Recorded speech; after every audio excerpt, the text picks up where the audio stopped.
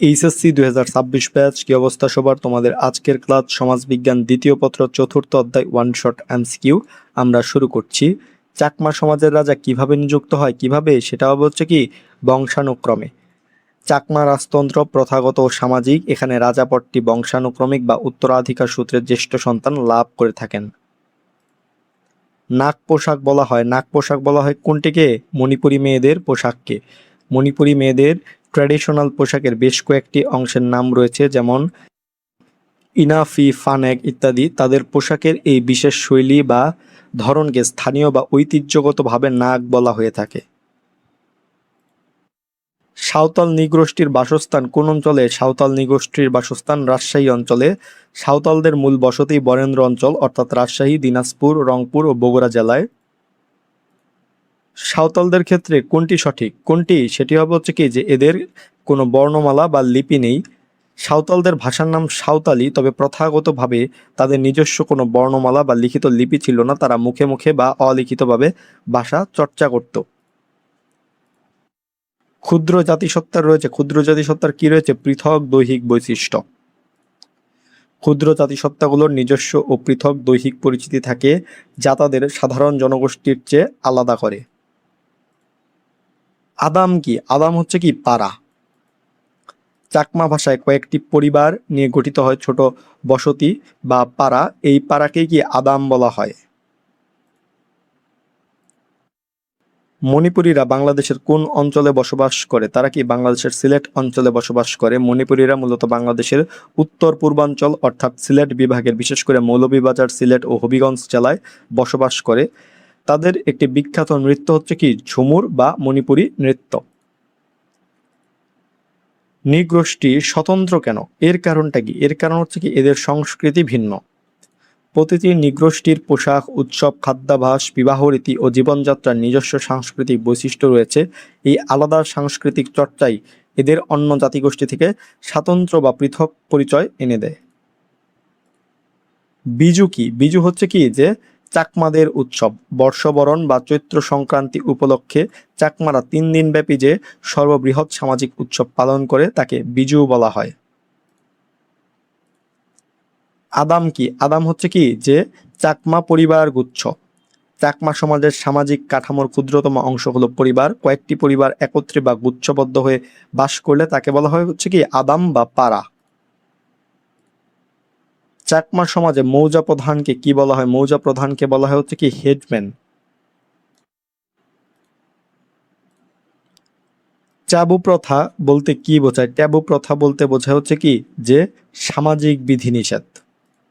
নৃবিজ্ঞানে tabu বলতে বোঝায় সমাজের এমন কিছু নিয়ম বা বারণ যা করা বা স্পর্শ করা সামাজিকভাবে নিষিদ্ধ। এটি সামাজিক শৃঙ্খলা বজায় রাখার জন্য প্রচলিত অলিখিত সামাজিক বিধিনিষেধ। আচ্ছিক ও লামদানি নামে গোত্র দুটি যে নৃগোষ্ঠীর অন্তর্ভুক্ত, এগুলো হচ্ছে কি? এগুলো হচ্ছে গারো নৃগোষ্ঠীর অন্তর্ভুক্ত। পাহাড়ে বসবাসকারী গারোদের বলা হয় আচ্ছিক এবং সমতলে বসবাসকারী গারোদের বলা হয় হচ্ছে কি লামদানি। ভৌগোলিক বসবাসের উপর ভিত্তি করে গারোদের এই দুটি শ্রেণীতে ভাগ করা হয়। হেডম্যান কিভাবে নিয়োগপ্রাপ্ত হন? হেডম্যান কি চাকমা রাজার সুপারিশে নিয়োগপ্রাপ্ত হন। প্রশাসনিকভাবে মৌজা প্রধান বা হেডম্যান নিয়োগ দেন জেলা প্রশাসক, তবে তা করতে হয় ঐতিহ্যবাহী নিয়ম অনুযায়ী সংশ্লিষ্ট চাকমা রাজার সুপারিশ বা মনোনয়নের ভিত্তিতে। চাকমাদের গ্রাম প্রধানকে কি বলা হয়? চাকমাদের গ্রাম প্রধানকে বলা হয় হচ্ছে কি কারবারি। গ্রামের বিচার, সালিশ ও শৃঙ্খলা রক্ষার দায়িত্বে থাকেন কারবারি, আর মৌজার দায়িত্বে থাকেন কে? হেডম্যান। নিচের কোনটি দেশের দক্ষিণাঞ্চলের ক্ষুদ্র নৃগোষ্ঠী? দক্ষিণাঞ্চলের ক্ষুদ্র নৃগোষ্ঠী হচ্ছে কোনটা? রাখাইন। রাখাইনদের প্রধান বাসস্থান পটুয়াখালী, বরগুনা ও কক্সবাজার জেলায়। এগুলো কি বাংলাদেশের দক্ষিণাঞ্চলে অবস্থিত। জনসংখ্যার বিচারে সর্ববৃহৎ ক্ষুদ্র নৃগোষ্ঠী কোনটি? জনসংখ্যার বিচারে সর্ববৃহৎ ক্ষুদ্র নৃগোষ্ঠী হচ্ছে কারা? চাকমারা। জনসংখ্যা ও আকারের দিক থেকে বাংলাদেশে বসবাসকারী ক্ষুদ্র নৃগোষ্ঠীগুলোর মধ্যে 1 নম্বরে রয়েছে চাকমা। বাংলাদেশের কোন জেলায় সবচেয়ে বেশি ক্ষুদ্র নৃগোষ্ঠী বসবাস করে? কোন জেলায়? রাঙ্গামাটি জেলায়। পার্বত্য চট্টগ্রামের 3 জেলা রাঙ্গামাটি, খাগড়াছড়ি, বান্দরবানের মধ্যে রাঙ্গামাটি জেলায় সবচেয়ে বেশি সংখ্যক ও নানা বৈচিত্র্যের ক্ষুদ্র নৃগোষ্ঠী মানুষ বসবাস করে। কত সালে সাঁওতাল বিদ্রোহ সংগঠিত হয়? কত সালে? 1855 সালে সাঁওতাল বিদ্রোহ সংগঠিত হয়। সাঁওতাল বিদ্রোহ 1855 সালে সিধু ও কানুর নেতৃত্বে ব্রিটিশ মহাজন ও ঔপনিবেশিক শাসনের বিরুদ্ধে শুরু হয়েছিল। এটি কি? এটি 1857 সালের সিপাহী বিদ্রোহের ঠিক 2 বছর আগে ঘটেছিল। 4টি হলো গারো সমাজের। গারো সমাজের কি? সর্ববৃহৎ গোত্রের নাম। গারো সমাজ নৃগোষ্ঠীকে কয় ভাগে ভাগ করা হয়? নৃগোষ্ঠীকে কি 4টি ভাগে বিভক্ত করা হয়। এক হচ্ছে ককেশোয়েড, 2 হচ্ছে মঙ্গোলয়েড, 3 হচ্ছে নিগ্রোয়েড এবং 4 হচ্ছে কি অস্ট্রেলয়েড। নৃগোষ্ঠীর বৈশিষ্ট্য মানুষ কিভাবে অর্জন করে? কিভাবে? সেটা হচ্ছে কি উত্তরাধিকার সূত্রে অর্জন করে। দৈহিক বা নৃগোষ্ঠীগত বৈশিষ্ট্যগুলো কোনো পরিবেশগত বা অর্থনৈতিক বিষয় নয়, এগুলো জিনগত, বাবা মা এবং পূর্বপুরুষদের কাছ থেকে উত্তরাধিকার সূত্রে অর্জিত হয়। নৃগোষ্ঠীকে চিহ্নিত করা যায় কিভাবে? কিভাবে চিহ্নিত করা যায়? যে সাদৃশ্যপূর্ণ দৈহিক বৈশিষ্ট্যের মাধ্যমে। খাদ্যাভ্যাস বা চালচলন পরিবর্তন হতে পারে, কিন্তু দৈহিক বৈশিষ্ট্য যেমন চোখের গুরুত্ব, নাকের গঠন, চুলের ধরন, রক্তের গ্রুপ ইত্যাদি নৃগোষ্ঠীর মানুষকে চেনার মূল সামাজিক ও বৈজ্ঞানিক ভিত্তি। রাখাইন জনগোষ্ঠী নিম্নের কোন অঞ্চলে বসবাস করে? পটুয়াখালী অঞ্চলে বসবাস করে, দক্ষিণাঞ্চলে। রাখাইনরা মিয়ানমারের আরাকান থেকে সমুদ্রপথে বাংলাদেশের দক্ষিণাঞ্চলে বিশেষ করে পটুয়াখালীর কলাপাড়া এবং বরগুনায় বসতি স্থাপন করেছিল।